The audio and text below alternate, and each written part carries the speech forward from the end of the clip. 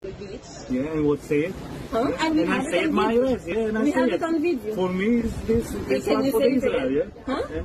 For me, this land is for Israel, yeah? They Okay. buy it, yeah? Oh, wow. Why is this another part? Well, you're But sick, you man. don't know You're nothing. sick.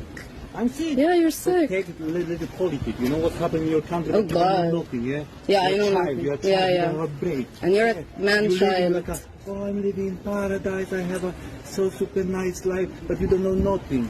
قررت جهات التحقيق ترحيل السائح البولندي صاحب فيديو التحرش بفتاتين في دهب، بالإضافة إلى إلغاء تأشيرته ووضعه على قوائم الممنوعين من دخول مصر.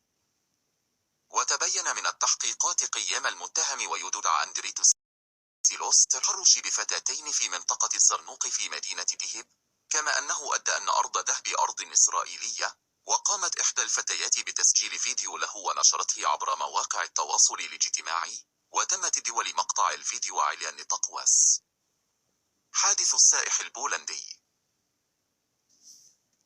وكشف وزارة الداخلية من جانبها ملابسات الفيديو الذي انتشر عبر مواقع التواصل الاجتماعي، والذي يظهر خلال أحد الأشخاص الذي يحمل جنسية أجنبية، بينما كان يتطاول بشكل لفظي على في محافظة جنوب سيناء، بالإضافة إلى الادعاء أن المذكور إسرائيلي لجنسبك، لكنتبين بالفحص أن الشخص صاحب الواقعة الذي ظهر في مقطع الفيديو يحمل جنسبة إحدى الدولة الأجنبية وليس إسرائيل، وقامت الفتاتين بتقديم بلاغ للجهات لأمنية لا تطاولها عليهما، وبالفعل تم اتخاذ كافة إجراءات القانونية اللازمة.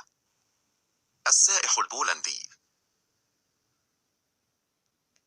وقالت إحدى الفتيات للسائح الإسرائيلي أن تحرشت بنا ونحن صورناك، ورد عليها الأخير قائلا: بالنسبة لي هذه أرض إسرائيل، أنتم لا تعرفون السياسة، أنتم مثل الحيوانات.